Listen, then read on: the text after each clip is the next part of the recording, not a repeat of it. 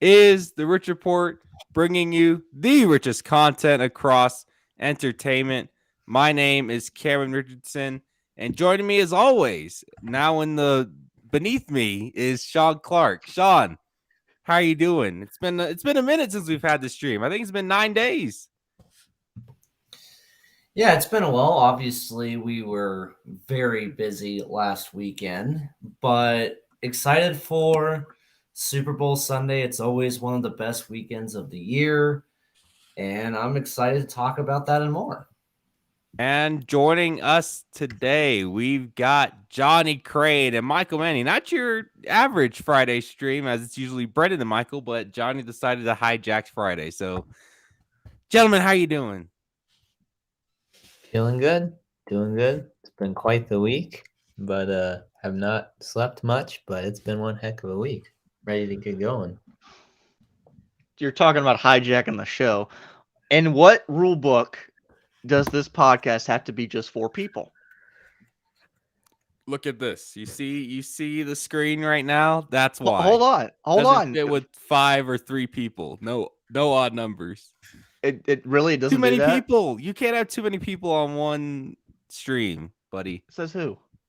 Says the YouTubes and Okay. time constraints. Okay. Got a lot to talk about, but first off, we know it's Super Bowl and UFC 271 weekend, but we've got to talk about where myself, Sean, Michael, and Brendan Martin, who was unfortunately not here today, the Busch Light Clash at the Los Angeles Memorial Coliseum. Now, we had a bunch of stories up on the Substack if you're subscribed to it, but Michael, Tuesday or Wednesday, whichever NAZ Today stream it was, did a full 3-minute package on it, and it was fantastic per usual. Michael only puts out the best work for NAZ Today. So, Michael, going to the LA Coliseum for the first time, obviously you're not the biggest USC football fan, but just seeing an iconic venue like that with a racetrack inside of it, what were your initial thoughts when you walked in, and how did you feel about the event overall? Well, I remember being blown away. So yeah, of course, I'm not a USC fan, nor am I a fan of any team in the city of Los Angeles. But that aside, that doesn't matter. It's like walking into Yankee Stadium. I never pick. You could tell 2021, Michael, February 11, 2021, Michael, and tell him that he would be covering a NASCAR race inside the Los Angeles Memorial Coliseum. He would have been shocked. No, it was unbelievable being inside, one of the most historic stadiums in all the world, not just in American sports, in all the world. That was pretty unbelievable. And the event itself, it blew me away. It was fantastic. I remember in Joey Logano's press conference, who was the focus of my NAZ package, he was talking about how much of a gamble this was for NASCAR, and he was like, he's like, this could have gone awful, but it went great. And some of the ratings numbers have come out, and it was the highest rated clash in several years. But for me personally, it blew it. Whatever expectations I had, which really weren't any, because none of us knew what to expect, it blew me out of the water. Sean, when you first walked into the LA Coliseum, this is true story. Sean will probably own it too. This man burst into full-on tears, sat in the stands. I took a photo of him that he ended up posting on his Instagram, but he was full-on crying, and I kind of understand it. Although it's not the football field, it is a racetrack. I thought it was beautiful, but Sean, just walking through sort of those rugged old tunnels onto this pure scenery of all these 95,000 seats plus the racetrack in the middle. Just what made you overwhelmed with all the emotion? To put it simply, one of the things that that kind of shape me as a person is USC football. Like we all have like those couple teams that, yeah, that is a part of my identity. For Cameron, we talked about, it was either like 1 or 2 weeks ago, we talked about what teams you associate him with. Those teams are a part of his identity. Johnny, it's the Orioles and the LSU Tigers. For Michael, it's the Cardinals and the Diamondbacks, and throw in the Suns in there as well. USC football is one of those teams for me. I am not the person I am today without USC football. I've been a USC football fan my entire life. It was passed down from father to son. And to finally set foot in the historic venue that USC football has played in since forever was honestly overwhelming. I absolutely loved everything about it. The old Gladiator Coliseum style look of the arena, the arches, the torches, the angular seats that kind of arch their way straight up, so that way you're still always close to the action. I loved it. It was incredible. And you also got to see stuff like the Hollywood sign, the downtown Los Angeles, like what is there not to love about the LA Coliseum? It was incredible. And yeah, seeing a racetrack on there was kind of jarring, to say the least, considering, like I said, I've watched USC football almost my entire life, and to see a racetrack in that stadium was beyond bizarre, but it was very well done. And I am forever grateful that I got to experience this event. And let's just say I'm looking at USC football tickets as we speak. Now, Johnny, we were all there, but in terms of the Fox broadcast and all, I heard a lot of people were complaining about it and saying that it was dull compared to what, took place in person. But how did the broadcast play out? Because I don't know. I haven't watched the full broadcast. Apparently the camera angles were too zoomed in, wasn't enough like wide angled action. It was all just close up, and apparently Fox missed a lot of stuff per usual. Well, I think it was a work in progress. And I think when you look at a track that's a quarter of a mile, this is really something that, especially at the venue they were at, this isn't really something NASCAR is used to doing.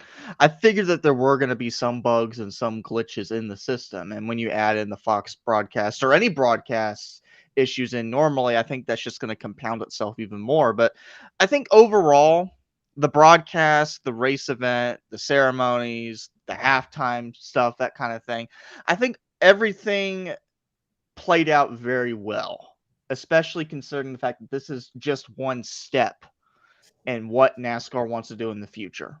With that next gen car, we've heard the rumors about they're doing street racing, more road courses, that kind of thing. And this track and what they did this past weekend was such a huge success in my mind that gives them more room for error to maybe be more bold with what they do in the future also.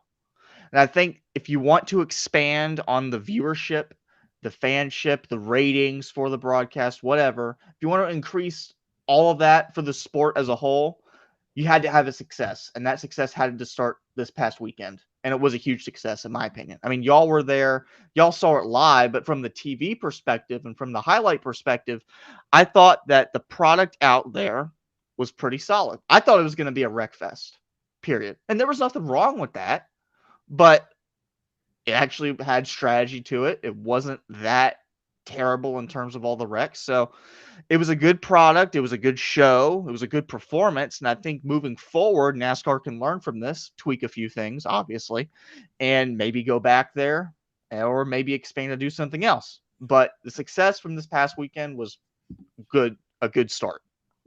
And the big number everybody was talking about was 70%. 70% apparently of tickets bought were for people who are going to their first NASCAR race. I don't know how they distinguish that, whether it's just if you make your account, that's your first time buying race tickets. I bet the 70% or so that bought that were not first time. Sean, what?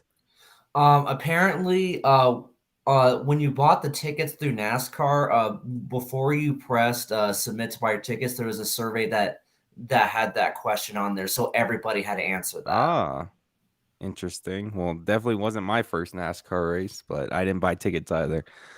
But yeah, that number was what NASCAR was really emphasizing the entire weekend. And I think if you're a new NASCAR fan that was at their first race ever, I think you got a good mix of what NASCAR is. It's chaos, but can produce pure racing too. You got the chaos in the LCQs with Austin Cindric and Ty Dillon being total menaces to society, running over each other, just trying to do whatever they could to get into the main event. And Ty Dillon could have gotten into the main event even with all the reckless driving he was pulling off, but decided to jump the restart before the Geico restart zone twice during the race and ended up getting disqualified. But we had a very clean main event. You know, you had the kind of the beef between Eric Jones and Ryan Blaney. Then you had Larson kind of take out Justin Haley after Haley ran him into turns 3 and 4 after he was hit from behind. But all in all, I thought it was a pure, solid short track racing event. I like having the close quarters claustrophobia that these drivers had. It takes a lot. It takes a lot of mental toughness to survive a track like that and to not, lose your cool. And two of the best guys in the sport, rose to the top, and Joey Logano and Kyle Busch.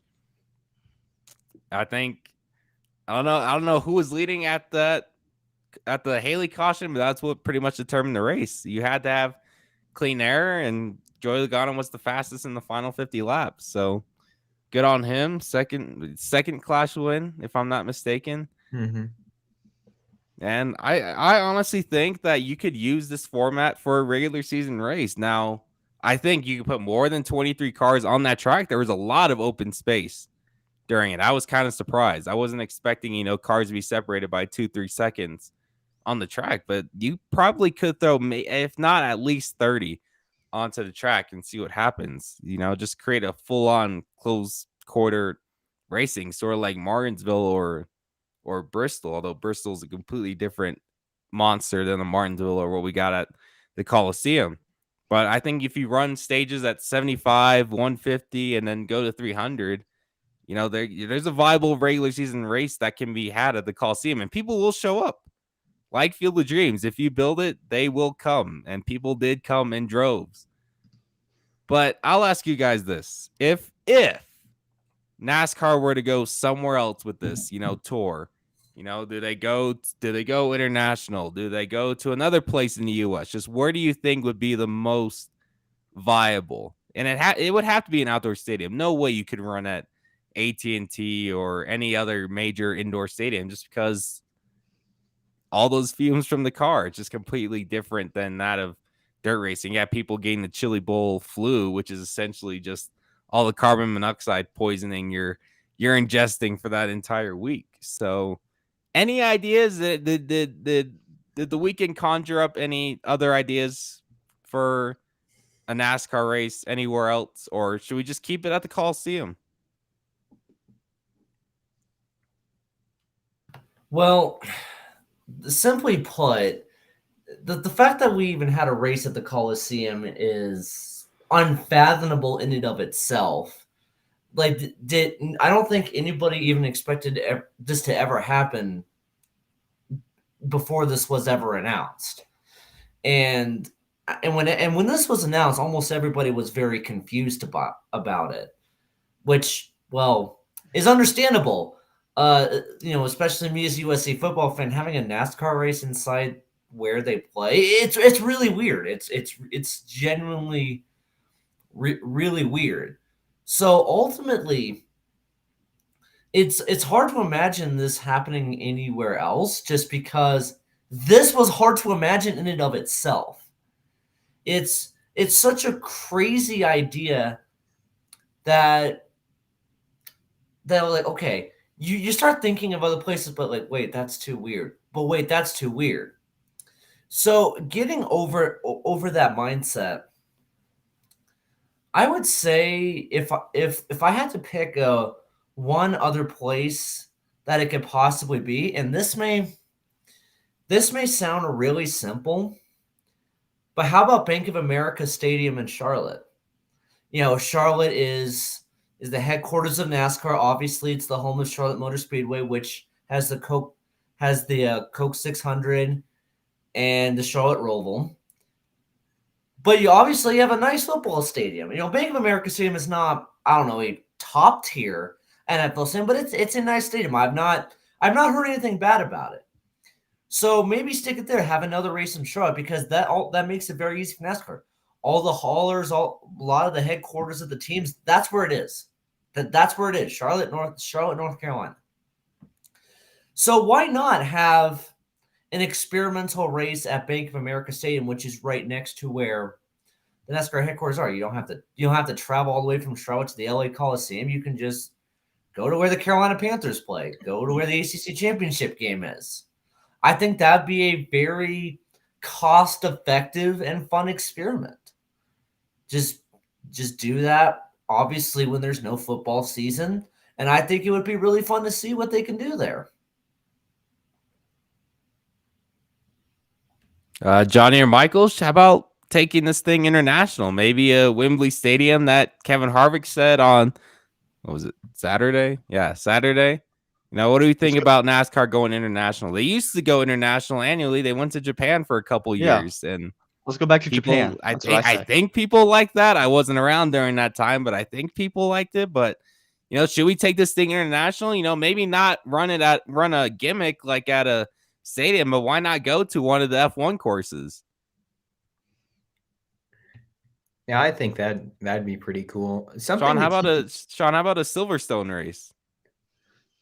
Something to keep in mind is that if we're gonna keep it in America, we should just keep it at the Coliseum, because you have to remember that the Coliseum's pretty unique from other football stadiums, is that it's a lot wider than a lot of football stadiums. So something like Bank of America Stadium, I don't know if you could fit a track in there because the Coliseum's so much wider and so much bigger than the average newer football stadium is today. So I'm not sure what football stadium left could support a race like that. But internationally, going to run it on an F1 track or run it at at Wembley, one of those big stadiums in the UK, I would be on board for that. But my question is how do they? This is a genuine question. How do they get the cars over there? Just like giant cargo planes, or how does that work? Giant cargo ships, most likely. I mean, I don't know how F1 moves their stuff. Sean, you know how F1 moves their stuff from country to country, or overseas, I should say? Very, very big planes. That's going to be a lot of planes. Yeah, because I mean, at least for F1 teams, you only need like 10 planes because you can essentially jam because you essentially have from what I understand, I could be wrong, but from what I understand, teams have their planes, and obviously you can stick both cars in there. But NASCAR, that's even more difficult because the playing field is almost twice as big as an F1 starting grid, which is 20. And on top of that, you have more than 10 teams in NASCAR. So that would be a lot harder to pull off. Also, let's be real, F1 has a lot more money than NASCAR does.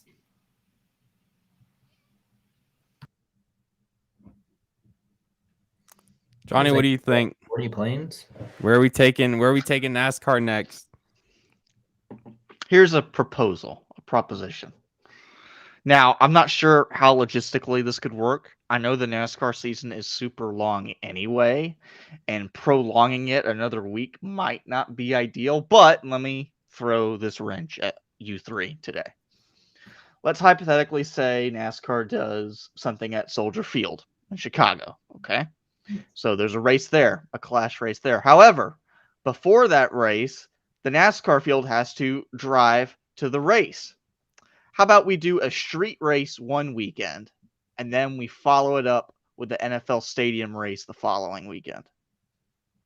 Yeah, they hinted at the Chicago street course, which I don't know what's happening with that moving forward, but I don't hate the idea.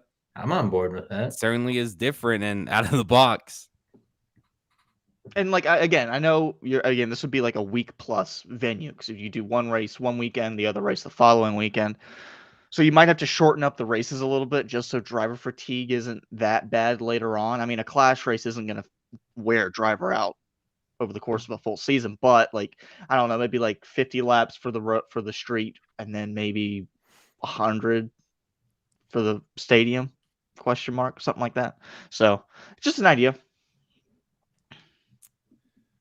Now we have pure chaos in the NBA as James Harden is now a Brooklyn Net. Ben Simmons James Harden's now a Philadelphia 76er. Ben Nice. Simmons is off to the Brooklyn Nets alongside with Seth Curry, Paul Millsap, I believe, and a second round pick. Going to Philly with Harden. Oh, well, I stopped. Yeah. This is how much I care about the NBA now. 2 first-rounders to Brooklyn, too, by the way. That is correct. Let me see the full deal again. It is. Brooklyn is getting Ben Simmons, Seth Curry, Andre Drummond, and 2 first-round picks, while Philadelphia receives James Harden and Paul Millsap. Because if there's anything Philadelphia needed, it's another guy that has had problems with franchises before. I've never seen a guy that's wanted to lose more than James Harden. The man said, I don't want to play with Kyrie Irving and Kevin Durant. So let's go to Philly where I am the only I don't know why James Harden wants to be a point guard in the first place. I don't get it. He was a pure scorer beforehand. Now all of a sudden he wants to run the one and be Chris Paul now. This is how much I care about the NBA. It's very little now up until the postseason starts. Because I mean, this trade didn't blow me away. I don't like Ben Simmons. He just attitude issues everywhere with Brooklyn and Philadelphia. Just 2 franchises on the brink of pure implosion. You could argue that Brooklyn's already imploded. Philly imploded last year in the playoffs because Ben Simmons couldn't go up for a wide open layup. I mean, this trade doesn't really blow me out of the water. I wasn't like, wow, this is the greatest trade I've ever seen in my life. The trade deadline is back, ladies and gentlemen. It just doesn't do anything for me. I prefer Seth Curry going to Brooklyn. I think that does more for them than Ben Simmons ever could. And it's still going to take a couple weeks for Ben Simmons to get back into any type of playing form. And James Harden is James Harden. I mean, what has James Harden ever won? I mean, I don't feel like this is a win-win for either. It just feels like, they just canceled each other out because it's toxicity going to toxicity. I mean, Michael, you can try to prove me wrong, but I don't see where the wins are for either team outside of Seth Curry. Yeah, it's jarring to me. It's jarring to me that James Harden in just over a year has forced his way out of 2 teams now. That is something that's a little jarring to me. And also it's interesting to think about how the Durant, Irving, Harden big 3, they're the big 3 that never was. The 3 of them played a combined 16 games together, I believe. That's the number. They've played 16 games together. The Nets blew up their franchise for 16 games of Durant, Irving, and Harden. And then they just traded them off. I remember me and you and Brendan Martin, I think Johnny too, we were talking about it the other night. And we thought that the Nets the Sixers got completely fleeced. I mean, they gave up 2 first-round picks and Andre Drummond and Seth Curry. And I think that's a tough blow, losing Seth Curry for as good as he's been this year. And James Harden's a great player. He'll probably be a Hall of Famer when it's all said and done. He's had that kind of career, but it's uncomfy that in like 13 months he's forced his way out of two different situations. How committed can Philly, like, Philly has to know that eventually he's gonna want out of Philadelphia too, right? I get adding a great player like that, but why give up that much for a guy like that, especially when he could just next year force his way out of Philadelphia? Maybe that's just recency bias talking, but I don't like the trade for Philadelphia. And you would think that, him playing all these years with superstars that are better than him or take the focal point of the franchise, obviously the Thunder during his time, it was Durant and Westbrook. He actually came off the bench. Thabo Sefolosha started in his place. You go to the Rockets. That was Chris Paul's team. You go to Brooklyn. It's Kevin Durant and Kyrie Irving's team. He goes to Philly. Well, Philly isn't behind James Harden. It's not like they don't have a superstar. Joel Embiid is the heart and soul of that Philadelphia franchise. So is James Harden really going anywhere different than the other three places he's already been? I don't think so, because Joel Embiid's a superstar of that team. James Harden wants to win until he's not the focal point of the team. He wants to receive all the credit, and when he's not, guess what? He puts on 30 pounds and begs his way. He tries to beg his way out of a franchise. I don't know what this man wants to do with his career, but to me, that's not Hall of Fame worthy. We got to look at not just overall numbers when it comes. We just got to look at the overall player and them, and their contributions to the game of basketball. Numbers can't do the whole thing, which is why I always question Carmelo Anthony as a Hall of Famer, because great numbers are fantastic, but what did he bring to the game that really changed it? I mean, we're talking Hall of Fame. You have to have done something mega for the game of basketball. Carmelo Anthony was a popular name in the 2000s and early 2010s. Great player, but what did he bring to the table that was different than any other basketball player? Sure, won a national title at Syracuse. Great. But, did he really move the needle in his career? I think that's what defines a Hall of Famer. It's not just, the big numbers you put up, but did you move the needle that made basketball better? I just don't look at Harden or a guy like Melo and go, yes, those two changed the game entirely. I just think Hall of Fame needs to be more conservative about who gets elected than those, because I don't think Hall of Fame should just be solely based on numbers. Your mic's off, buddy. Is Damian Lillard a Hall of Famer? At this point, no. Okay. Just curious. Okay.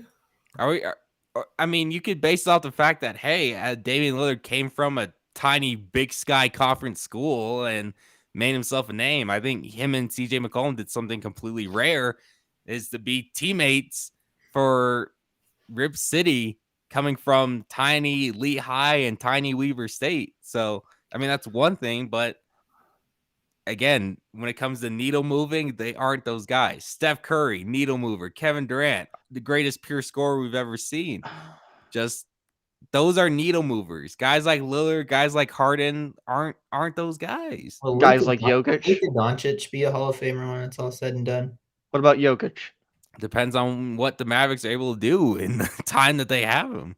So you're saying in the time, if they don't win a championship, they're not a Hall of There's Famer? got to be something. You either have to be like Steph Curry dominant and change the entire game and have like a splash bro combo. You can't just score 25 points a game and be like, yes, I'm a Hall of Famer. What about Book? Devin Booker changed an entire Phoenix culture. If Phoenix can win a couple of titles here and there, there's that. Denver hasn't been. Here's the thing. They're looking at me like, oh, are you off your rocker? Denver has never been like a 9-win team. Phoenix is always like 9-win team. Devin Booker comes in, changes the entire culture. I'm sorry. Did you not watch the Nuggets with Brian? I don't know why Chelsea you're so butthurt about me saying Jokic isn't a Hall of Famer. I don't think he's a Hall of Famer right now. At this very point, Jokic is not a Hall of Famer. Why is that even a topic? He's only like in his 6th year. Exactly. You brought it up. Johnny brought it up. I was basing this off of the idea that a star player who puts up video game numbers, even if he doesn't have a championship, is not a Hall of Famer. But that was my argument. What did you do in that? What did you do in that time though? Numbers don't always. You have to contribute something other than I scored 25 points a game. Is a guy like, I don't know, Rudy Gobert? Are we really going to call Rudy Gobert a Hall of Famer? He's not the franchise player on his team, though. Are we calling All right, I'll change it. Donovan Mitchell. Is Donovan Mitchell a Hall of Famer? If he continues on this path, yes. Is Kawhi a Hall of Famer? Well, yes. Yes. 2-time NBA Finals MVP with 2 different teams. If Kawhi had stayed a Spur, questionable, but the fact that to go from somewhere like Toronto that isn't used to winning and just go there for one season and be like, all right, guys, let's win a title. And they win a title and beat Golden State in the process, although injuries, compounded Golden State's chances. It's kind of a big deal. Kawhi just hurt too much to be like, first ballot. What? Is Chris Kawhi Paul right now is not first ballot, especially with all the injuries he's had in the last 4 or 5 years. Is Chris Paul a Hall of Famer? Yes, of course. Okay. I just hate Chris Paul's personality. I think he's the biggest something word on the planet, but I mean, come on. That guy goes to franchise and makes them winners instantly. Phoenix, Clippers, Houston. You name it. The Thunder. The Thunder made the playoffs when they were supposed to be tanking. He brought a Thunder team that was supposed to be last in the West to the playoffs. And they almost won a series, did they not? Or did they win a series? They lost in the first round in Game 7 to Houston. That's right. Great series. We're talking about Hall of Fame, but when I look at guys like Harden and Melo and look at their overall contributions, did they move the needle for the game? That answer is no. Well, I'll play devil's advocate here. You have to have, and we talked about this. When I say needle moving, I'm like, think of what the Clash of the Coliseum did for NASCAR going into this season. Does a guy like Harden or Melo move that needle to progress the game of basketball? That's the question I'm asking. I think a guy like Harden complements Embiid very, very well. Okay, we're back. Are we back to the Harden on Philadelphia segment? Or are we still talking about? Well, the original segment was trade deadline. Yeah, but I think Harden fits better with a guy like Embiid versus two ball dominant players. But still, like when I look at Harden as a winner, Harden in the playoffs is known to shoot teams out of wins, and I don't see this being any different. So he can prove me wrong, but James Harden he's just a player, in my opinion. That might be a little too harsh, but I think he's just a player. Now, Sean, you haven't really chimed in yet. You've been, we kind of give you the spotlight here, but what do you think of James Harden? So the best way I can kind of sum up James Harden is he's essentially kind of reminds me in some ways of Brett Favre, where you throw for a ton of yards, you essentially pad the stats all the time, but there's also a lot of downside as well. Brett Favre is the all-time interceptions leader, just like James Harden is constantly prone to turnovers, constantly prone to shooting slumps. It's very boom or bust with James Harden, just like Brett Favre. Because, yes, James Harden has been considered a top 5 player in the NBA for the last 5 years by many people. Just like Brett Favre has, for some reason, been considered a top 10 all-time quarterback, which is preposterous. But at least, no, he isn't, Michael. Stop. But essentially, you have Harden who will win you games. He'll give you numbers, just like Brett Favre. He'll win you games. He'll give you numbers. But he will choke at the worst possible time. This is not Detroit, man. This is the Super Bowl. Just saying. Brett Favre is a quarterback that has choked in the worst moments. Harden has done the same thing. I don't know why Philadelphia did this. I'm very, very confuzzled why Philadelphia did this. Because simply put, they didn't want Ben Simmons. That's how desperate they were to get rid of Ben Simmons. You don't want Ben Simmons, fine, but Harden? Really? Look, Harden, like I said, will give you points, but why on earth are you trying to acquire James Harden when you're trying to win a championship? That doesn't compute. It doesn't work. Why would you do that? Okay, just like Brett Favre after 1996 was not going to win you a championship. James Harden not going to win you a championship. Can I butt in and say that not after 1996, that wasn't all Brett Favre's fault? That was the Packers not surrounding him with talent like they did with Aaron Rodgers. Look at that 2007 squad or the Vikings in 2009. Those were Super Bowl winning rosters. I know. I'm saying that. but Vikings look should at- have won the Super Bowl in 2009. That team Yeah. was so much fun. Yeah, But I look- guess who single-handedly choked that away. Oh, I'm not.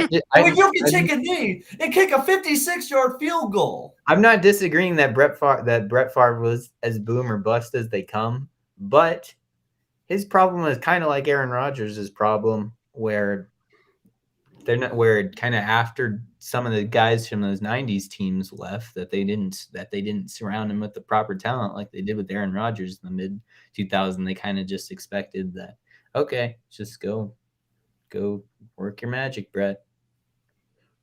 That is what I will say. I think you're right to some extent until you get to 2007.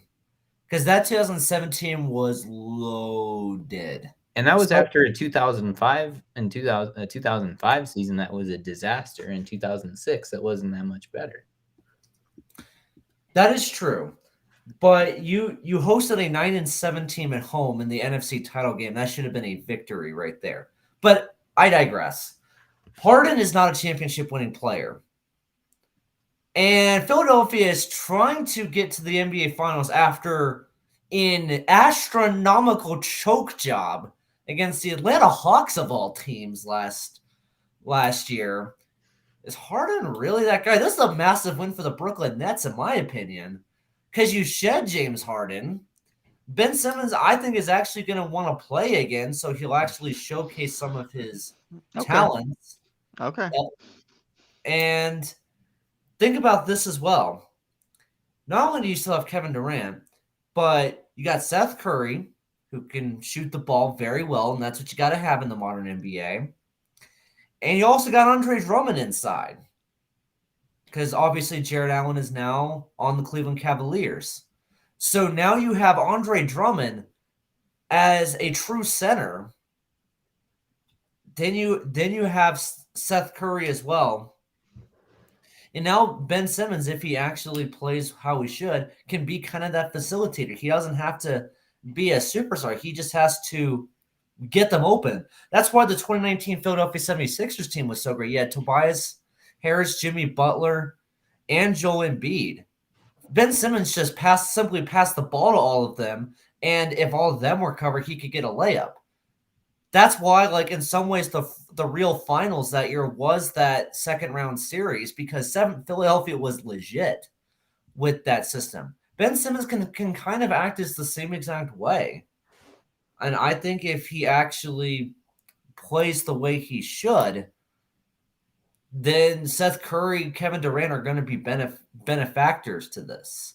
So let's see how LSU Ben Simmons does on the Brooklyn Nets. Do you guys want to talk about UFC 271? It's kind of a big card, but I don't know if y'all came prepared or not. I can say something.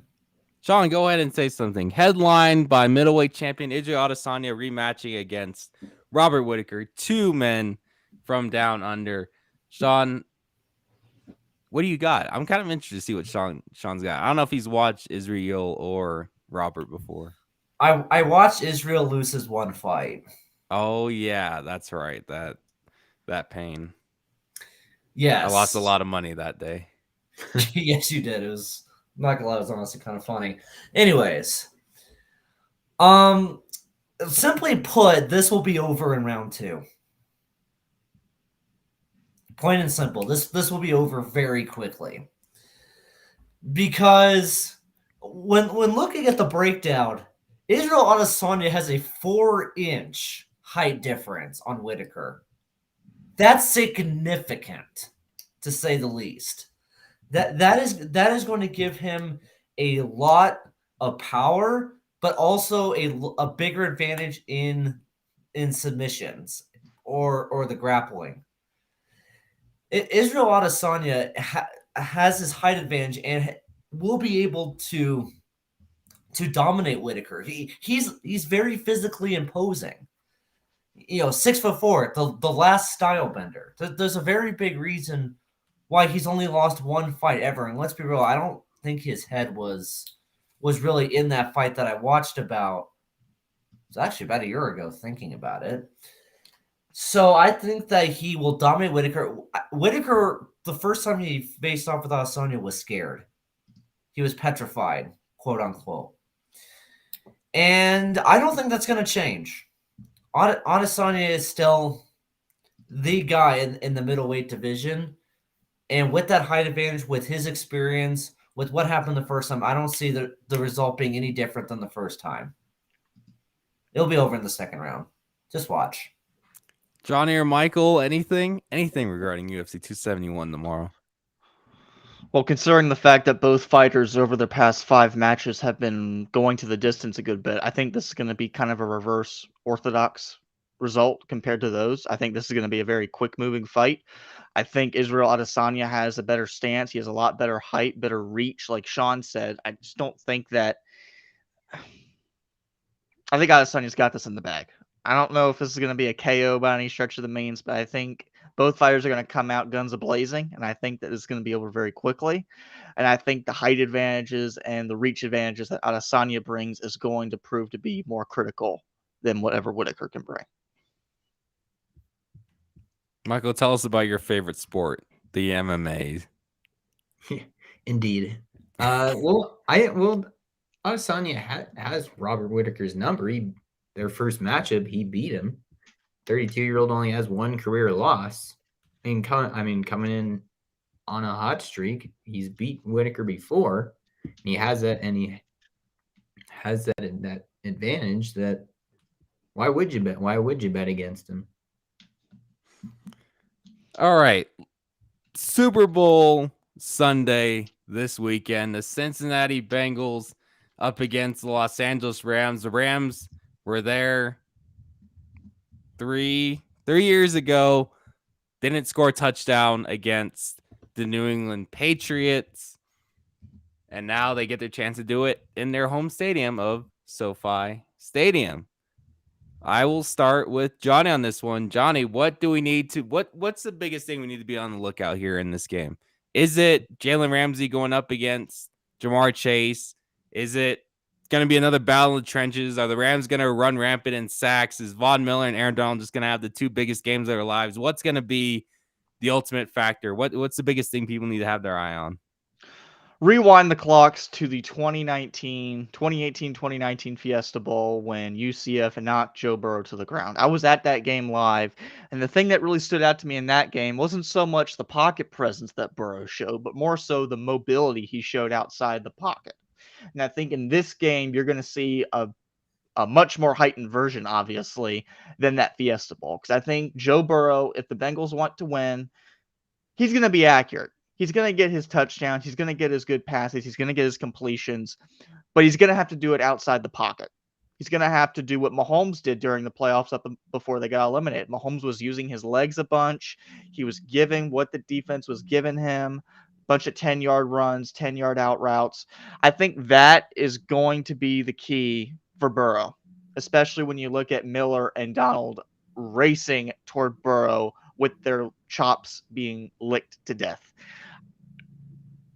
Ramsey versus Chase, I mean, sure, on paper, that looks like the cool matchup.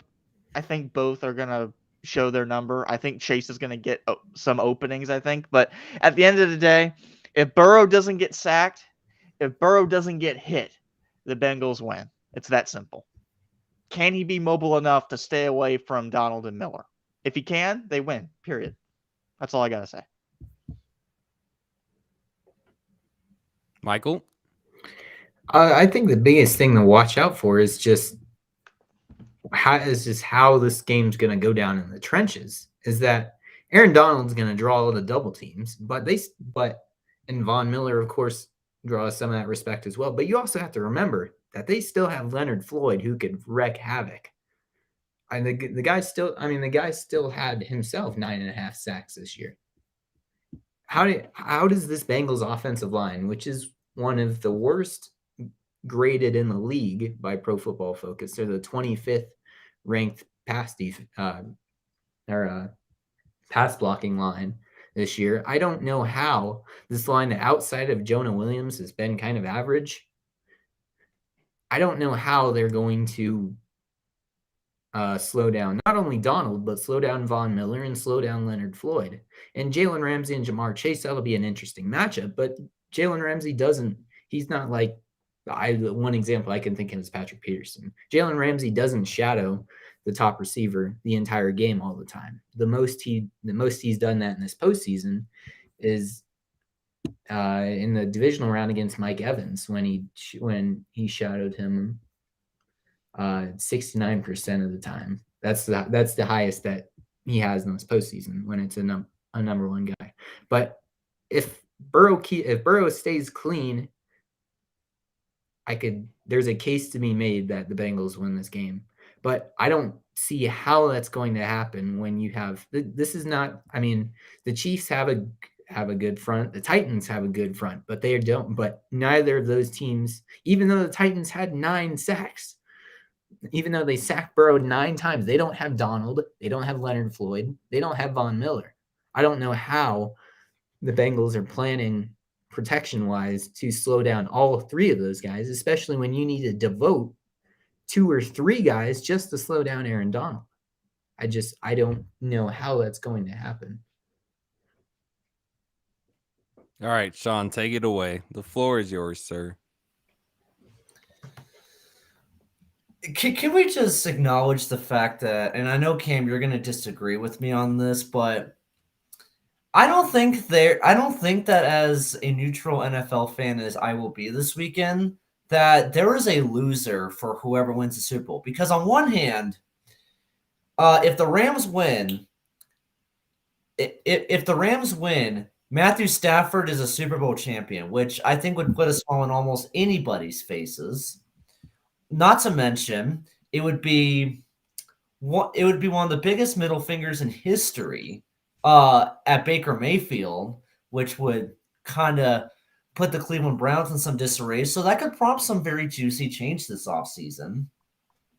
Also, Cooper Kupp would be a Super Bowl champion, which would be pretty awesome, considering he just won the Offensive Player of the Year last night in the NFL awards, and has gone from Big Sky slot receiver to NFL superstar. That's honestly an incredible story.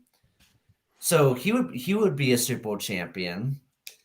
And Johnny Hecker, who was a stalwart in the St. Louis days, would be a Super Bowl champion, and Aaron Donald as well. There's a lot of players on the Rams that you just would be happy to see them finally get a ring. And obviously, I don't think I need to go too much into this one, but who wouldn't love to see Joe Burrow, Jamar Chase, and the Cincinnati Bengals winning a Super Bowl?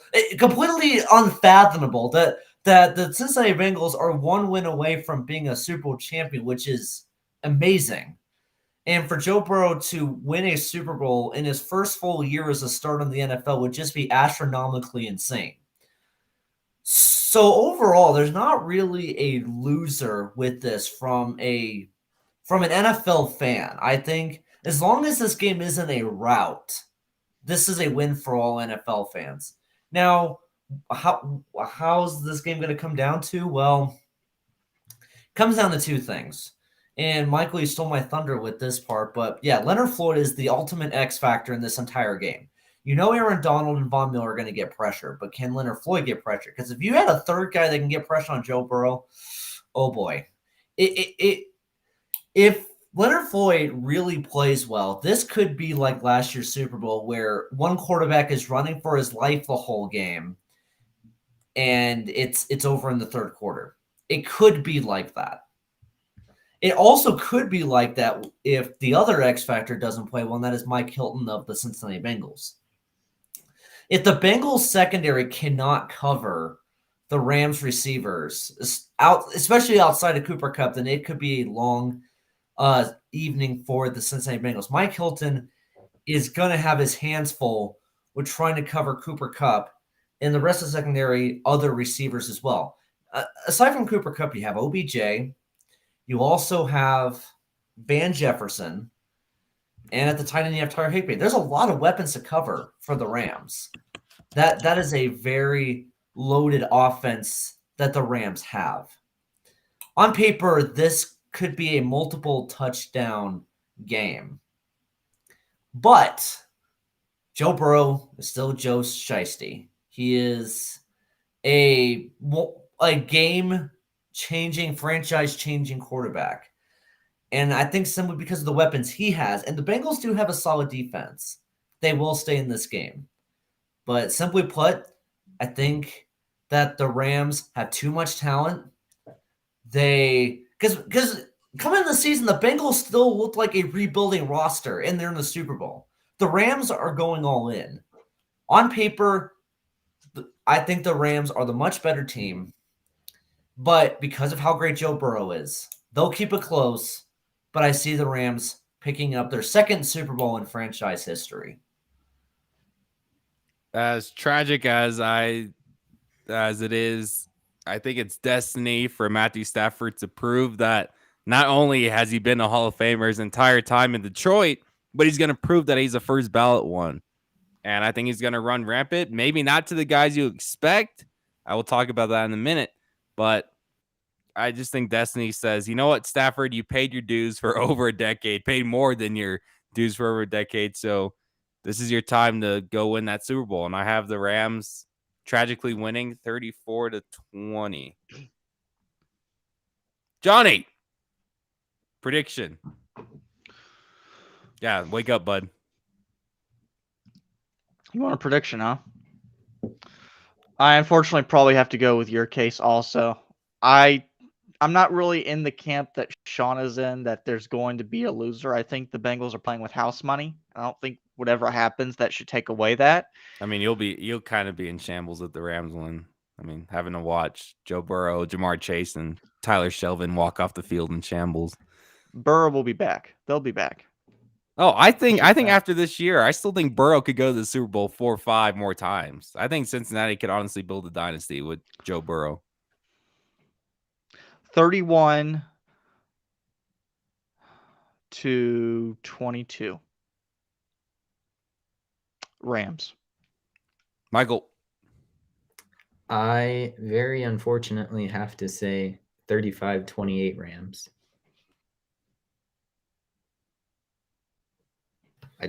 John. Yeah, I just think Matthew Stafford, this is his time. The Rams just have too much. They just have too much talent. I think it's going to be a little bit lower scoring than maybe people may think. Got to remember the Rams only scored 7 points in the first 3 quarters in the NFC title game against the 49ers. So I think that the Bengals defense will come to play. And as will the Rams defense, I'm going to say the Rams win 24-17. We're bringing in a new segment to the Rich Report. We're going to call it Sauce or Loss with the Rich Report gang. Yes, this is no new gimmick that we brought on. We didn't make this up. No, we followed actually some people that made this segment as a meme from the great legendary video game known as Red Dead Redemption 2. Michael and I have played it. These two donuts haven't. It's easily the best game I've ever played in my entire life, and produced some funny memes along the way. I mean, we were literally talking about lumbago this morning in our text chat. So there's that. But I'm gonna start with Michael. Michael, show us your sauce. Well, I'm going to say that the Rams are going to have 5 or more sacks of Joe Burrow on Sunday. I just think and if it's not going to be Donald, it's not going to be Von Miller, Leonard Floyd's going to have the game of his life.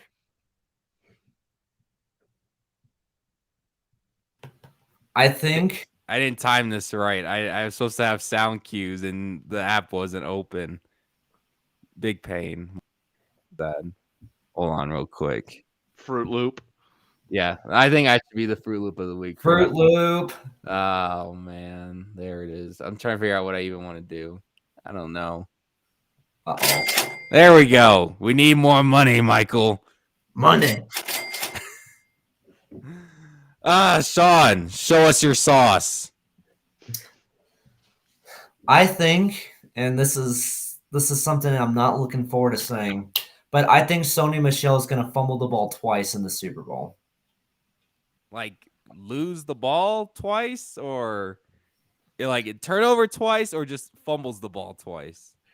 Fumbles the ball twice. He will lose the first time. The Rams will get the ball back. The second time, will allow the Bengals to creep back into the game, and he'll turn it over. All right, gents, what do we think? Is this a sauce or is this a loss? That's a loss. Calling it loss. Ooh. Good job, Sean. Johnny, show us your sauce. Jamar Chase is going to get his yards, yes. But it's not going to be Jamar Chase with the biggest reception of the day. That honor is going to go to T. Higgins. He's going to go for at least a 35-yard touchdown reception. Gents, is this a sauce or is this a loss? I'm going to give this a sauce. I'll give it a sauce. I think I'll give it a sauce too. All right. You know, in the Super Bowl, that surprise performances usually happen along the way. Obviously, the biggest one being Nick Foles the last time this game was on NBC. Also, Corey Clement in that game as well. LeGarrette Blount as well, you could argue, too. All underrated performances. But when you look at the overall history of the Super Bowl, you got Damian Williams, obviously, when the Chiefs won their Super Bowl. And then my personal favorite, Chris Matthews, back when it was the Seahawks and Patriots in 2014, that tragically ended in a New England Patriots Super Bowl win.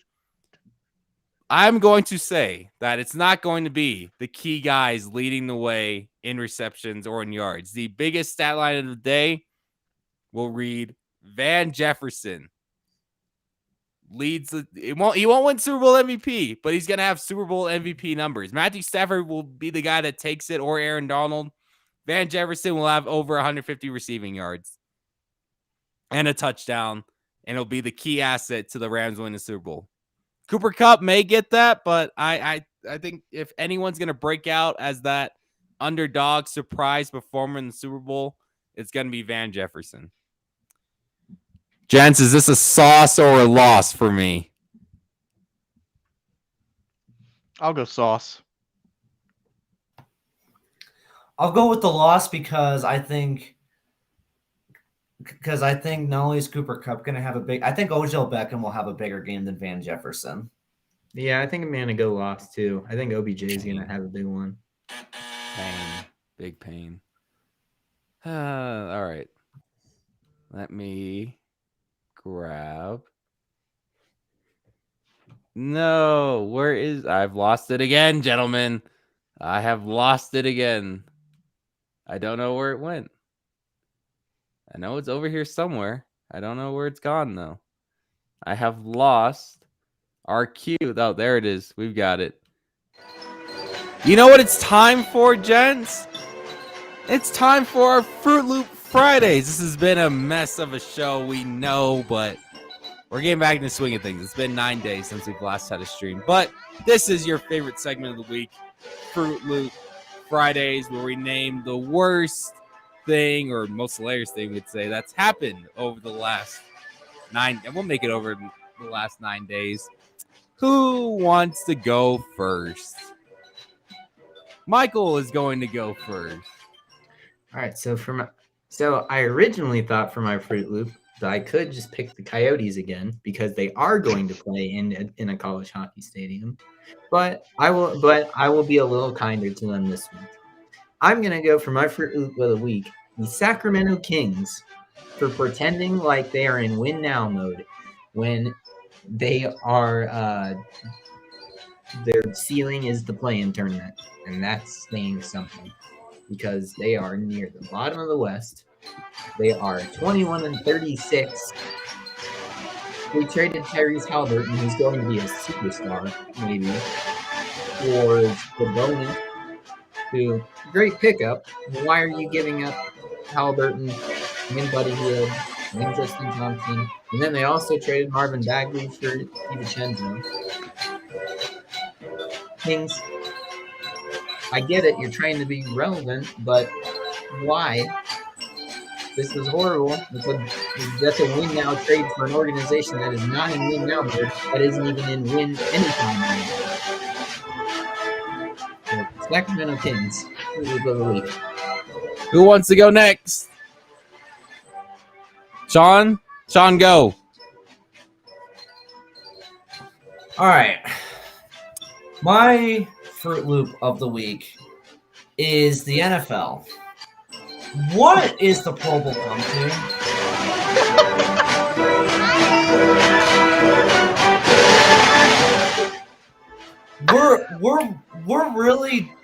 We're really playing two-hand touch in the Pro Bowl. So there was a play late in the fourth quarter where Mac Jones was on a quarterback scramble. And Matt Jones was two-hand touch.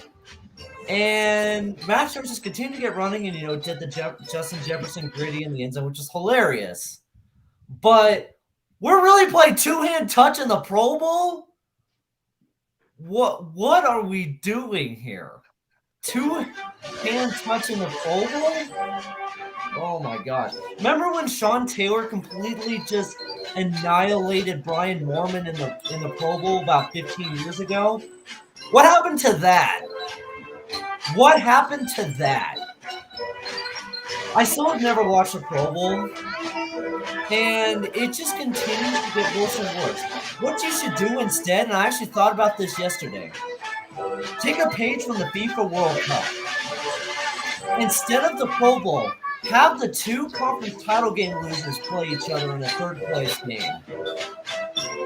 That would be way more entertaining than whatever the hell the Pro Bowl is. Because the Pro Bowl is a joke. It is a joke. The NFL is a Sean has no words anymore for the Pro Bowl. Johnny, what's so funny, man?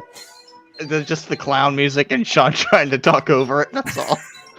Wait, is it that loud for you guys right now? It's very loud. It's loud. It's very loud. Oh, my bad. I'll turn it off. It was only at a volume It was like- 4 for me. Well, I it was turned it like- up very loud on purpose at one point. I thought I had turned it down enough to where it could. It was like that broadcast. I think it was CBS or whatever, where like the crew it's at halftime and they're trying to like talk over the halftime. Well, I apologize. It was coming in very nice for me. I Talking thought it was a over good the Applebee's balance. song. I should start playing the Applebee's song whenever Sean's speaking. Yes, I do believe that. Johnny, who you got as your Fruit Loop of the week? Roll up the clown music. Let's go. Oh, you want the clown music? Yes. Clown Listen, music? Major League- I will give you the clown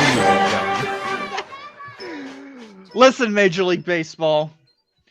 Rob Manfred talked with the media Thursday, and supposedly both sides are going to come talk once more on Saturday to hash out their disagreements, work things out, so to speak. But you know what? They're my Fruit Loop anyway. We're less than, a month away from spring training? And I guarantee you the meetings tomorrow aren't going to bear any sort of productive fruit at all. There's not going to be a season. Rob Manfred could talk all he wants about draft compensation and draft lottery and all that. But this was stuff, universal DH, this was stuff that was already going to be decided anyway. What about the salary stuff? What about the arbitration stuff? That hasn't been decided at all. Do you think it will be on Saturday? Absolutely not. Baseball, and Rob Manfred in particular. Fruit Loop. Oh man, I had a lot I can pick from this week. Whether it be the Kings, like Michael said, could go with Ty Dillon from whatever the hell he did in the second LCQ of the Clash last weekend. But you know what? I was frustrated last night. Montana basketball.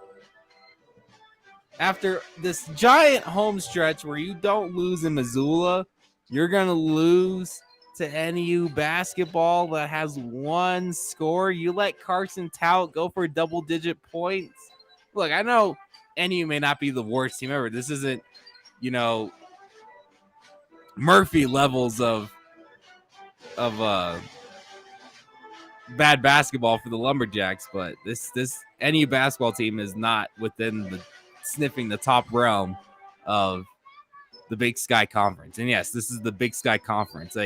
You could argue this season that they're bottom 5 of all conferences in college basketball.